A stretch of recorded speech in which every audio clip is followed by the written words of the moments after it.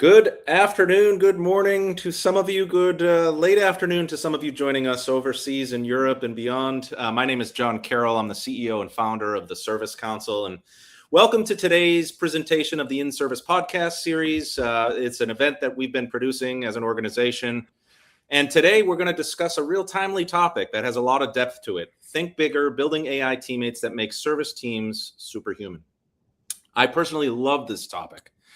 For a couple of reasons. One, I wrote a book on Service is Humanity, which talks about culture and people and the importance and the connectivity between technology and humans. But also because, for years, the Service Council has been advocating for this technology and people dynamic. It's an and, not an or story, right? And McKinsey, research from McKinsey has suggested the biggest gains come when organizations pair AI with human capability, not when they substitute one for the other. And we fundamentally agree with that.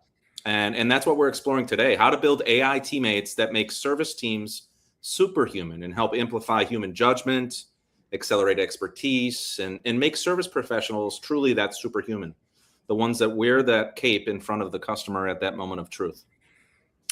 Lately, we've been framing this new concept of adaptive guidance, which we'll sprinkle throughout today's discussion. There is a definition for what adaptive guidance is. It's defined by this intelligent orchestration of knowledge, expertise, learning modalities, that delivers that optimal experience and guidance to the right person in the right context through the right medium at the right moment to maximize human performance and business outcome. So it's something that we've been framing to our market, and it's kind of an evolution of the scripted work to guided workflows to now adaptive guidance.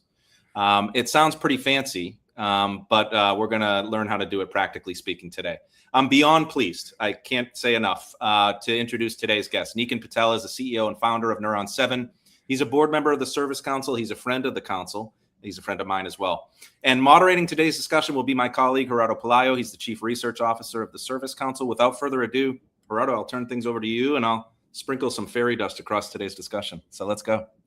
Perfect. Thank you, John. And before we get into that, Niken, you're a little bit of a celebrity in the community already. But for those of you who don't know you yet, why don't you just provide a little bit of a background about yourself and Neuron 7? That's a big overstatement. But great to be here. I'm CEO and co-founder of Neuron 7. Been at it for 6.5 years in the exciting world of AI that we all live in. But I have 25 years of being in the CX, customer experience space. That's the only thing that I've done in my entire career. Keeps on changing, and I don't need to find anything else to go do. But I've been through the cloud revolution, now through the AI revolution. So very lucky to be in the times that we are. Probably this is the company, we've had a couple of exits before this, but this is the company that is creating the biggest impact for my customers, which is how I measure success every day. And that's why it's a lot of fun. Great to be here. Great. Thank you for coming. And as you were walking through this, the different revolutions that you've lived through, I also want to look a little bit at the past, not so far away. But last year in our State of AI and Service Technology Survey, overwhelmingly, the top area of focus, the impact that service leaders were calling out was guided workflows. That's what they wanted to get out of AI. And as John introduced earlier, this concept of the AI teammates, I'd like to pick your brain on what's the difference between thinking of guided workflows versus AI agents working as a teammate. Yeah, it's a humongous difference. We kind of pioneered the whole step-by-step resolution pathways. And we said, hey, you don't need search. You need what's called Google Maps to go in and resolve stuff. Think about teammates and agentic platforms, the world that we are in. The difference between Google Maps and, let's say, self-driving cars, that's how big the difference is. I want to go to San Francisco. I live 40 miles away from San Francisco. And I can tell Google Maps, take me to San Francisco, and it'll tell me turn-by-turn directions. But then I sit in a Tesla and put on the self-driving mode on and say, take me to San Francisco. And think about the amount of decisions that the Tesla makes automatically by itself, reasons, decides what to call and when. I need to change a lane. I need to go and stop. I need to go in and accelerate. I need to follow rules. The amount of decisions that it needs to take, it executes the goal in its entirety, right? So the previous world was I give you a command and I get something back, right? Mm-hmm. In worst case, it was an assistant. In its best case, it was an advisor. A teammate is executing the entirety of the goal, and it's another digital labor persona sitting within your team, and not just one, but executes a ton of different tasks. That's how big the difference between the two is. Niken, I love that talk, and because I love it for a couple of reasons. I talked about how we've gone from scripted work to guided workflows to now this adaptive guidance methodology we're introducing, which is kind of like, how do you adjust in real time based on the dynamics, whether it be technician experience, situation and scenario planning, customer and asset history, all the things, all these different nuances, right? Are you hearing and seeing your customers thinking less about digitizing workflows and more about creating that adaptive decision support? What do you see that shift happening? Is that something you're seeing? It is happening everywhere, and I have been very surprised at the pace at which even smaller companies, like you think about the innovations driving from the companies that have the budgets and stuff for that.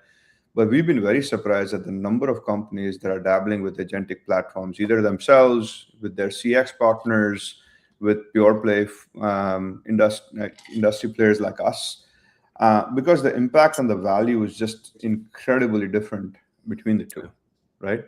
I think I like the terminology that you used. I think if you think about it, I could go in and say, what is our backyard, which is resolve an issue, right? Mm-hmm. And we said, hey, we're going to give you deterministic pathways and stuff for that. But now think about it for a second, John. When I say resolve the issue in an agentic and in a teammate fashion to Neuro, which is our agent, right? It kind of goes in and looks at the history. It looks at whether this asset is conversation, perhaps. But one of the biggest points of resistance, the biggest challenges that service leaders have with people in itself is, how do you onboard new people? Fulfilling thing. I want to make sure that we don't get made fun of, in a lighter way. But I think the most important thing is when you first have your results show up, right? It needs to be always thought about from a first principles perspective, right? And then work backwards. When we are designing our agents, when we're designing our products, when we are thinking of the persona is always front and center in our minds, right? Is it the field service engineer? Is it the service engineer or a support tech support center? Is it an operations person? Is it an executive? And so on and so forth. And each of them have got, going back to the concept of a teammate, right? That makes them superhuman, so to speak, right? And there are two things that go in there. I need to make this particular teammate accurate, right? Always, I need to be able to go in and say, I've got some guardrails in place where I don't have the answer you're looking for. So the whole hallucination piece, everybody's aware of it. It is incredibly important to have the right data foundation and the right technology to not have that happen. And then I need to have a multitude of use cases by persona that makes this very valuable for the teammate, for the persona that we're talking about, right? So I think we are kind of thinking about this in terms of verticalization as well as horizontal personas. So you are a field service engineer in a med device versus a field service engineer in manufacturing.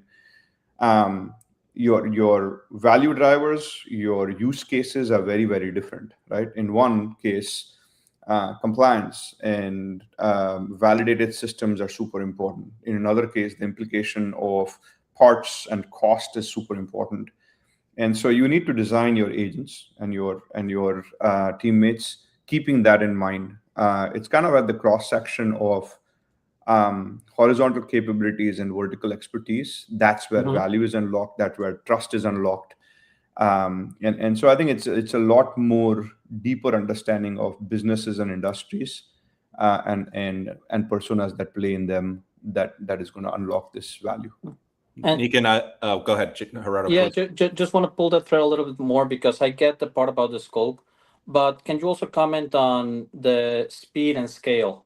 So where Yeah. are we in terms of the technologies? Is it going to take weeks, months, hours to develop a skill? Yeah. And maybe you've seen some of this in real life. I think if you have the data foundation and if you have the context engine in place, it is incredibly fast to create agents, to deploy them, to have multiple agents be pointed at your orchestrator, right? But if you don't have the underlying tools, then you're in for a very, very long run, right? I think we like to say the 0 to 65, Gerardo, is easy. Like anybody can Mhm. create prototypes very quickly and shine. The 65 to 95%, what is needed to put something in production, to achieve that accuracy at scale, to bring in the credibility is incredibly hard, right? And one thing that we love saying within Neuron 7 is agents are only going to be as good as the tools, right? If you don't have the tools, the agents are only the 0 to 65. They'll never get to 65 to 95. Thankfully, over the last 6.5 years, we've been building a lot of products or tools, right? And so our agents that sit on top of our tools are incredibly quick to create, incredibly quick to get in terms of value, right? And so there is a space where I should play, and there is a space I should not play, right? Like supply chain, I have no business being in there. I can influence supply chain use cases, right? But I don't have the tools. If somebody does not have log analysis and predictive and resolution pathways and determinism that we have created, right, then they should not have, they should not play in that space. And the amount of the speed and the value, right, is going to take forever, and all credibility will be lost. So I think there is very good reasons why there is incredible value and speed with which this can be deployed and by whom. Yeah. I love the topic on accuracy, which is kind of a bridge to trust factor. And if you think about the parallel that has happened in customers, right? We've moved towards outcomes, right? Yeah. The same is wanted on the front line. They don't think about data quality. They think about decision confidence, right? Yeah. So, and that confidence comes from context. It comes from consistency. It comes from accuracy. It comes from meeting them where they want to be met in terms of modality. And I just love the topic there. I think it's a really big one. What are you hearing from your customers in terms of confidence in the actual tool? Is it increasing exponentially? Yeah. Where are you hearing the feedback from the customers, Niken? Yeah. I think there is a lot of confidence beyond phase one. Right? They Yeah. just need to see one concrete example of AI working at scale, and the at scale piece is incredibly important, right? Yeah. Yeah. Across 800 people, one use case or one agent or even the pathways going into at scale value, right?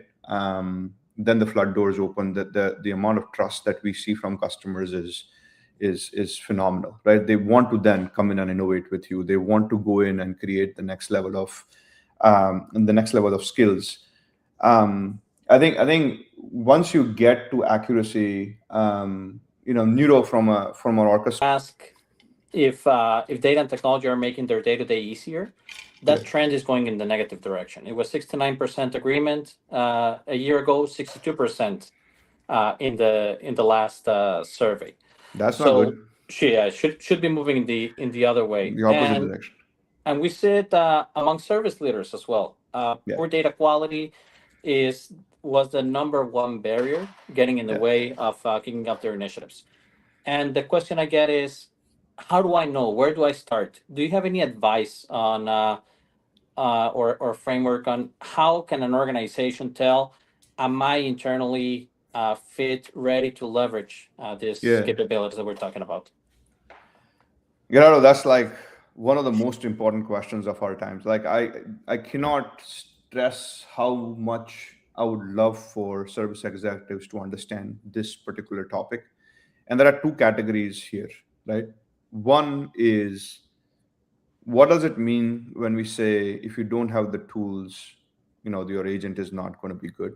right? What is it? There's Gartner has come up with a maturity, 5-stage maturity, and there's easy agents and difficult agents and stuff like that. But the tools and then the data foundation are two most important things. Let's start with the data foundation piece, and then I'll go back to the tools, right?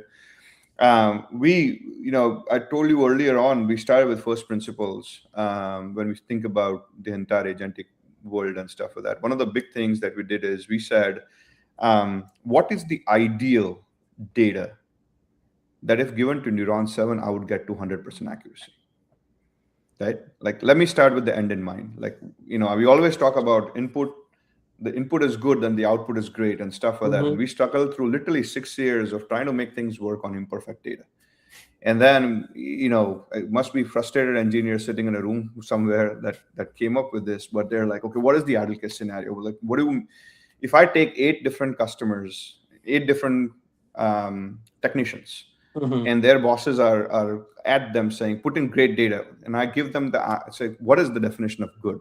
And I get 8 different definitions. Then what is the point, right? Like, what is a good resolution? What is a good case description, right?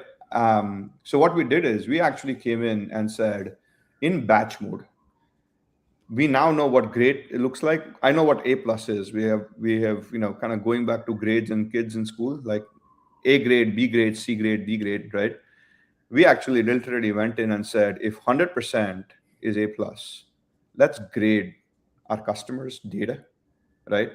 And let's grade it by person, let's grade it by product, let's grade it overall, right? And we'll give you a trend, and we'll tell you, here is where you are at today, right? So batch mode, let's think about it, batch mode. As you start an engagement with Neuron 7 now, we will tell you, you have 100 products, these 20 are what you should start with. Why? Because you have the data foundation for them. They at least are a B+, everything else is D and F, okay? And then we don't just stop there. We then give you a real-time way of going in and creating AI-ready data. So what am I preventing? I'm preventing you from a year from now taking an entire data exercise to cleanse and transform data and stuff like that. What I'm saying is, in real time, every single case and every single work order, we will coach, we'll grade, and we'll coach. We'll tell you what you're just putting in is actually a C. Here is why you need to change what you're writing. In real time, in seconds, you change it, and now you get an A. Now think about it. If I'm creating 1 million work orders and cases in an organization which is Fortune 1000 in a year, and I get A grade for 1 million records, I'm now able to use all 1 million records and give it to AI. Whereas in the past, without the AI readiness module, at best, companies can use 20 to 30% of their data. Out of the 1 million records that people say, here, turn AI on, we would not have more than 200, 300K records to use. We're completely changing the data foundation game in batch mode. And that is going to transform the results and the accuracy, John, that you and me spoke about. It is going to be a game changer with that particular scenario. On the tools side, very simple to understand, not rocket science. Let's say I basically gave an agent or gave even an AI, a simple AI product. Hey, I want to go in and for this particular asset, tell me how to resolve this particular issue. Now, if you don't have a tool which goes in and looks at the log files of that particular asset, that can go in and figure out, hey, when a file is not completed in terms of being downloaded, it actually is an issue because nothing says error there. It cannot go in and give you root cause. It cannot correlate between the two. Like, all of that is missing as a product. You will not have that skill. You are missing a tool to go and fix an asset, right? Now, what if the asset is non-connected? I don't have log files at all. I don't have anything on that asset. The agent needs to be intelligent enough to understand this command means I need to first look at, is this a connected asset or not? If it's a connected asset, I need to go look at telemetry and log files, whatever is available. That should influence my output. That is what I mean by a tool. Log analysis is a tool. Non-connected predictive is a tool. Pathways, turn-by-turn directions is a tool. If I don't have these things, then you're giving a command, but you're not giving it the tools to go execute that command. Yeah, no, I really like how you connected the dots there, and especially I've been talking a lot about economics and evolving the KPIs that we use so that it's not just visibility about what is, but there's also direction. on what should I do and what can I do with this information. So I think that, as you said, it's one of the biggest roadblocks that we see for AI, Yeah. and I really like the clarity that you shared. And we've talked a lot about AI agents as teammates, but there's another side, perhaps, of we heard this term a lot in the last 10 years, even digital transformation, Yeah. and transforming business processes. Let's try to simplify that a little bit. Is there a place for AI agents to truly not just support and make humans superhumans, but to transform the way that the processes are managed as well? 100%. I think I would think about it as um, agents that make humans superhumans, and then agents that completely uplift an enterprise, right? They're not really focused on task and personas and verticalization. Mm-hmm. There is verticalization, but it is completely kind of revamping the business process and the way a company operates, right? Today, going back to a couple of examples just to see what I can choose.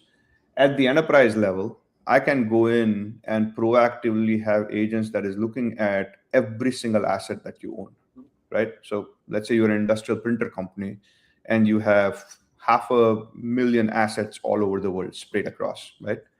I have agents that can go in and monitor the feed that comes in, right? Figures out what's the confidence level of something going a wire, proactively going in and creating something that should be looked at, then making a whole bunch of decisions before a human is being brought into the loop, right? Take compliance in med device, right? Super important to go in and get right the adverse impact.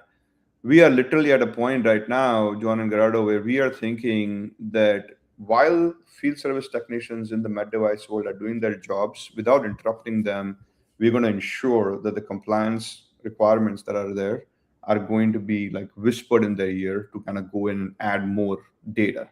The resolutions that are written are all compliant and stuff like that. But even at the company level, right, at the enterprise level, not at the persona level, Mm-hmm. this business process is going to be rethought. The entire intake process for cases is going to influence quality as well as compliance, right? And it's going to be rethought. How do we do the entire intake process so that I am looking at 100% of cases and work orders agentically through AI, and you don't need teams of people looking at every single work order and saying, do I need to report this to the FDA?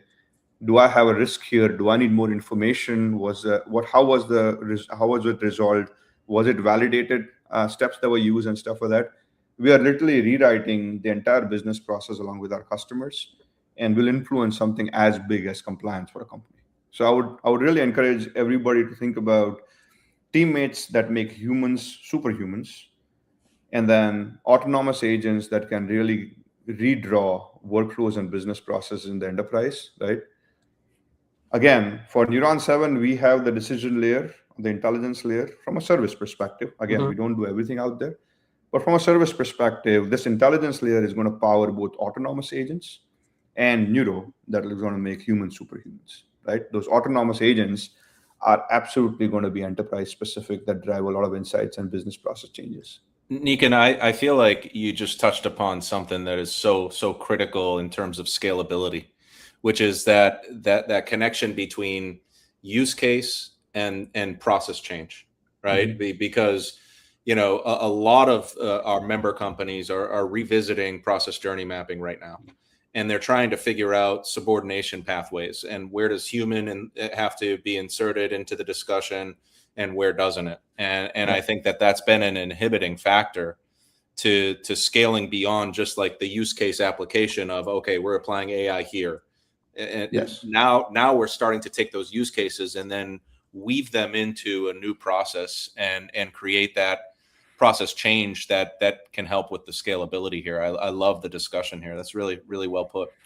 I really think once it's to your credibility point, the first couple of agents go in or the first couple of AI projects are wildly successful, people are going to go back to the drawing board in the whiteboard sessions and say, now that this is possible, What can we do? Let's rethink this whole Yeah. thing, and let's Yeah. do it before the competition does it, right?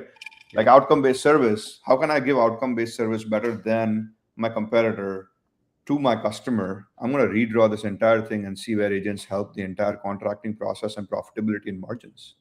Yep. Yeah, Yep. it's a review of the assumptions that were just Yeah, taken as a constraint before. And we, in fact, the opening keynote panel that we're going to have at the Smarter Services Executive Symposium, shameless plug, September 14th through the 16th. And Niken and the Neuron 7 team are going to be there as well. But the whole thing is about redesigning the new basics in service and that new foundation because of that, because what we used to know and what we used to limit us is not always the case anymore. And one last thing that I want to ask before passing it back to you and John for closing comments, but is the ROI component. I gave you praise earlier for connecting the dots, but the the question that emerges is, are all of these things leading into the same ROI? Or when we think about like this resolution, the predictive, the agents, are these incremental benefits, or are they how much benefit are organizations getting from the yeah. integration of these different capabilities? They're absolutely transformational. They're not incremental. I would love the audience to kind of start thinking bigger because it's absolutely here at our shores, and there is a lot of companies. We like to call it, we're not in the 50K ROI business, we're in the 5 million ROI business, right? Like there is transformations going on. It's not just like the simple plug in AI within your workflow and then get summarizations and knowledge and all that stuff. That's like the easy button of AI now. Like it's table stakes, and you as a leader are not going to get A+ grade at all by doing small stuff, right? We have 4 bundles, and I literally think that there's $5 million at a minimum per bundle in a normal Fortune 1000 company that you can get. So from a Neuron 7 perspective, I can use my company as an example, and I'm telling you that is true for every single function out there, like marketing and supply chain and finance and so on and so forth. But if I look at service, and we work in the complex service world, our first bundle is what we call the resolution bundle, right? Something is broken, break fix, and I have a whole bunch of products and capabilities, agentic and otherwise, to help you there. Call it $5 million at a minimum that you can go in and get in terms of efficiencies. Predictive, before something is broken, or proactive is the next bundle. That $5 million is different from here. You're now at 10, right? Autonomous is our next bundle, and this is where it's all not just the core service, but all the peripheral business processes can also be automated, right? Parts ordering, one command, but an agent going in and looking at parts, whether there are entitlements, whether on the service side, whether it is above a particular limit, do I have inventory, all of those automations. I don't need 7 people on the call for every single work order, create sales quotations and stuff like that. That's more than 5 million, but let's say 5 million there, right? And then the last bundle that we have is the AI readiness, or the data foundation bundle that we're talking about.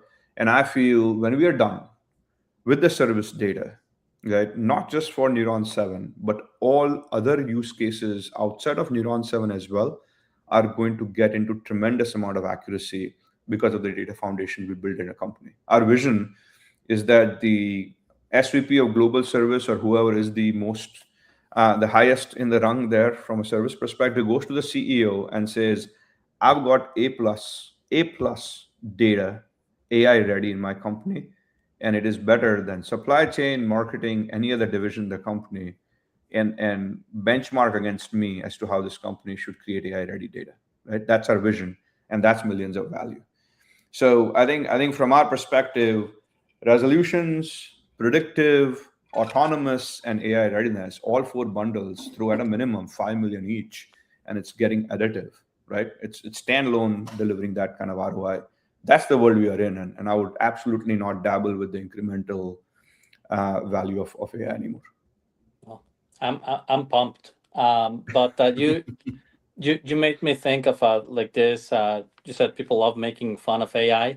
I saw one that is more of a positive, and it said something like electricity didn't come as a result of incremental innovations on candles, right? Yeah. But there's two things to learn from there. One is that transformational effect. The other is not forgetting about the purpose. Candles, Yeah. just like electricity, you want to provide enough light in a room.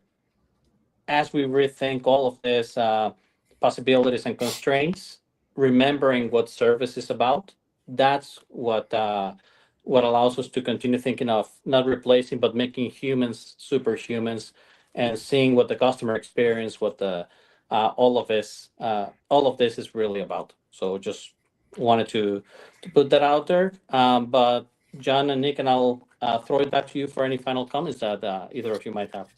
Yeah, I'll just Niken, I'll welcome you to leave our audience with a closing comment of your own before I close. Yeah, no, I'm just going to echo. We are very lucky to be practitioners in the era that we are, right? I think we're going to leave a lasting impact. This generation is going to leave a lasting impact on the world because of what we're doing, right? Like, the Chinese say, may live in interesting times. We absolutely are living in interesting times. And the impact is coming. And I feel, to do a shameless plug-in of my own, at Service Council, every single time we've now created an annual thing where we are going to unveil breakthrough products. And if one of our biggest objectives, Gerardo, is to make the human a superhuman, right? Impact the lives of the front line, right? We're going to unveil a product that I feel is incredibly sophisticated, incredibly impactful to the lives of the technician, but it's going to all accumulate to have tremendous amount of margins and growth for the enterprise as well. So we've been working very hard nights and weekends to kind of get that ready for your conference. And I'm excited as to what's going to get unveiled out there, but it is going to be in line with our mission and vision of helping service leaders be superhumans. It's outstanding. Yeah, we look forward to it. Our community looks forward to it. Thank you for all your support. You guys have been a wonderful partner. Closing out today's discussion, I just want to talk a little bit about how I'm hearing organizations sequencing their AI journey into 4 critical moments: assessing what's happening, guiding with adaptive guidance, predicting what comes next, and then acting through trusted AI agents and human and people. And I think for years we've optimized work. I think the next decade is going to be more about optimizing learning, and every service interaction can be an opportunity to deliver a greater experience, but can also be an opportunity to extract more knowledge and raw material to create an even more powerful platform for future generations. And we talked a lot about that today. So Niken, thank you so much for your discussion. This was outstanding, a great resource for our community. Gerardo, thanks for moderating. We'll see you all in the next one. Thanks for joining. Thank you, guys. Amazing.